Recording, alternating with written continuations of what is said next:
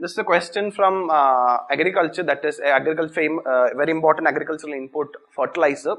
So I have an idea that fertilizer industry faced a big problem of subsidy, and because of that the farmers use certain fertilizers in an excessive manner due to fertilizer subsidy regime not proper, and since the misuse of fertilizer subsidy, the government have seen that it has resulted in the soil health getting degraded.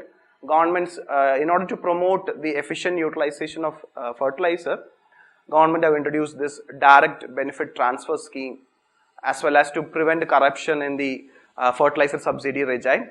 Direct benefit transfer have been introduced in the fertilizer industry. So Government of India has introduced direct benefit transfer system in fertilizers with effect from 2016 onwards. So under the fertilizer direct benefit transfer system,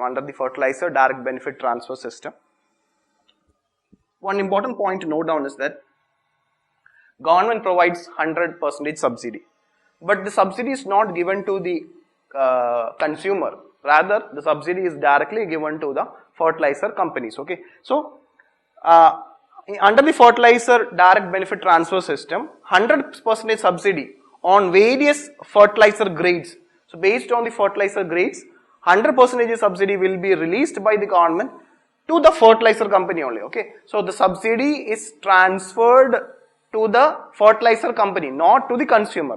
So 100% subsidy is released to the fertilizer company on the basis of actual sales. So the fertilizer subsidy will be transferred to the fertilizer company only when a farmer come and purchase that particular fertilizer.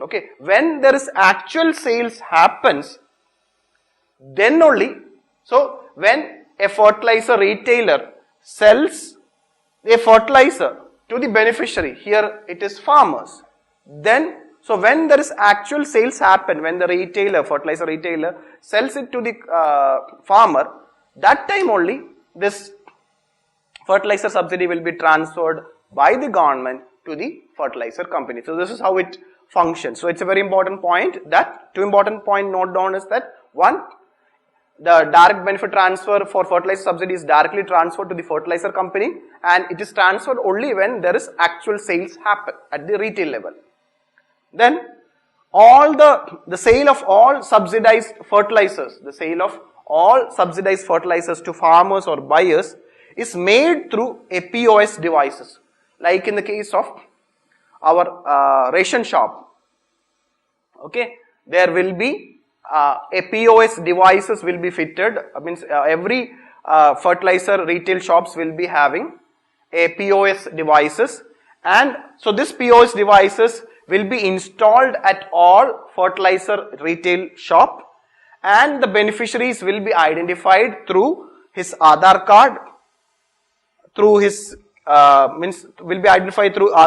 or through Kisan credit card or voter ID. So there is a mechanism to identify the customer, that is the farmer mainly, and so through a proper authentication, only through a proper authentication, when the retailer will identify, or this management information system will identify the farmer who is purchasing this fertilizer through the POS devices. Mainly it is linked through Aadhaar. So basically Aadhaar linked POS devices helps the government to know who is the person who is availing this fertilizer subsidy.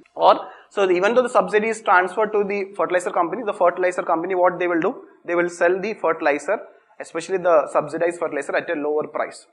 So this is how this mechanism functions. Now we'll see this question. Under the fertilizer DBT system, 100% subsidy on various fertilizers is released to farmers. No, it is not released to farmers. It is released to the fertilizer company. The first statement is wrong. The sale of all subsidized fertilizer to buyers is made through POS devices. Second statement is correct. So answer is B, 2 only.